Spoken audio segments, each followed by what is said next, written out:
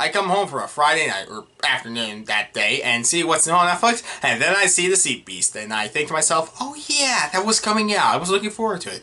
Netflix pumps out movies left to right, so it's hard to keep track of it. And sure, that will always lead people to say Netflix has nothing good when it's crammed with a lot of other stuff to keep track of. But nonetheless, where am I going with this? Nonetheless, I'm tired of people saying Netflix has nothing new and good these days when this movie came out. The Sea Beast is a brand new epic adventure, sort of for family animated film from Chris Williams. If you don't know who he is, he's a recent Disney legend who made Bolt, Big Hero 6, and Mulan, and left the company to make his dream film, to do so at Netflix. I don't know for sure why he had to leave Disney to make this. I read a couple of interviews of him saying why, which I won't paraphrase. It's just more so I'm a little surprised, but it's cool for someone to make their passion project into reality. I mean, it took Phil Tippett decades for his stop-motion and objective masterpiece, Mad God. But Chris went to Netflix, so now we got this new film, The Sea Beast. And it did take many years to still make it, but it's out now. And with that said, what's the movie about?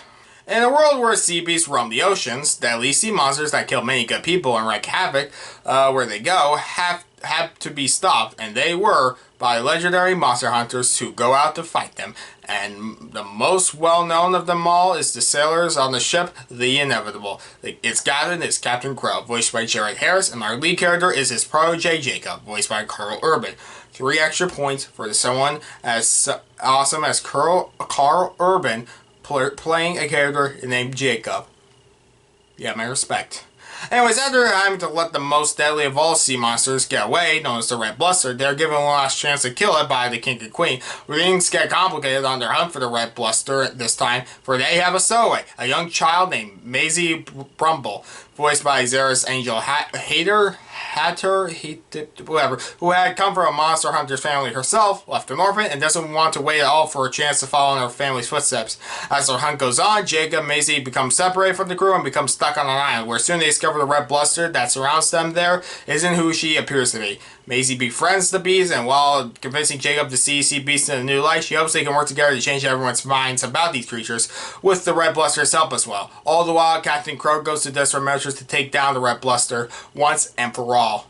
I gotta be honest, this movie for the first hour is fantastic. It's both colorful and gritty with its world and characters, and easily from frame 1 it has some of the best animation I've ever seen. And I know this because not only for how realistic the ocean looks, but when I saw a character's body for the backside for a split second, I thought it was a real person. I mean, you see the faces, so it's like obviously cartoons, but I'm despite knowing this was an animated film already. It sets up both main characters great with Maisie's naiveness and against Jacob as the strong hero whose moral code might get in the way for some, as others agree Jacob is in the right, but higher ups might see him as lesser for it. Not Crow, but the king and queen of this grand kingdom where they live, who don't care for where they live, and they don't care, but they don't care about Jacob or the other hero's moral code. Since they just want the Red Bluster dead. And then you have Crow, who starts to lose his moral code more as the movie goes on to finally have his revenge. You know, this movie would have still been PG in the 80s if it came out, since, you know, there's blood, cursing, beer, but it's not, you know, over the top or anything, you know, like that, trying to seem mature or, you know, Deadpool-esque, I guess. I don't know. It's done a few times to show this world isn't, you know, kid-friendly. Sort of. As I said, in the first half, it was fantastic, but then it becomes very familiar with other anime films I'd seen before, and start to think that while it is done great here too, I can't separate it either. So Jacob and Maisie befriend the Red Bluster, that I like have a lot that comes, and I like a lot that comes out of it. I wouldn't say this is a copy of How to Train Your Dragon, but it's definitely not as profound or a bond formed between Hiccup and Toothless as just Jacob and Maisie with Red, which is what the latter calls her. Still enough time is there for me to care and appreciate the relationships formed. I love seeing Jacob and Maisie bonding as Maisie grows tougher as the movie goes on while Jacob grows softer. It feels a little tone whiplash for how long the movie sets up these sea beasts as monsters. And to be fair, it only shows Red and this pet-sized sea beast, dubbed Blue, as the only one showing and want a chance to be accepted. But I don't know, this is just done awkwardly from the ending, which I won't give away, but they set up how despite whoever started this feud between humans and sea beasts don't matter if they can end it, but they kind of have someone to blame for it by the end, so it takes away from the film's unique message. But other than that, I mean, I have very little problems with the movie. I know this is longer than your average Disney anime film, I presume anyways, but it didn't feel too long or anything. I mean, Baz Luhrmann's Elvis was almost 3 hours long, and people will complain, this is too long?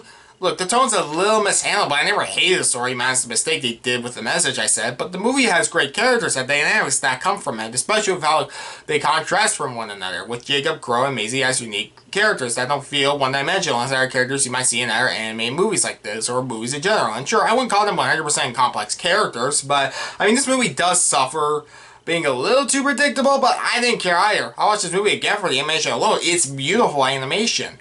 Pixar has some objects in the... I mean, like Pixar, some objects in the movie, or even locations, look like real trees or other things, and it can be a little awkward too, since the Red Bluster is kind of like the Good Dinosaur, where it has great landscapes, but the design of the characters are a little too cartoony to feel that authentic or matching, but I'm willing to buy it since, again, the animation was so good, and honestly, I wish I saw this on the big screen so the monsters could be as large as they were in the movie. I think if it wasn't theaters, everyone praised this movie more than they should. I have seen so many people say the story was too stock to like it, and I just don't get it.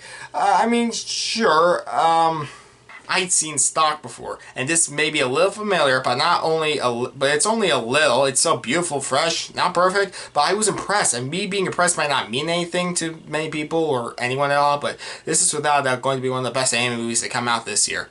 It is inevitable. I give the Sea Beast an 8.5 out of 10.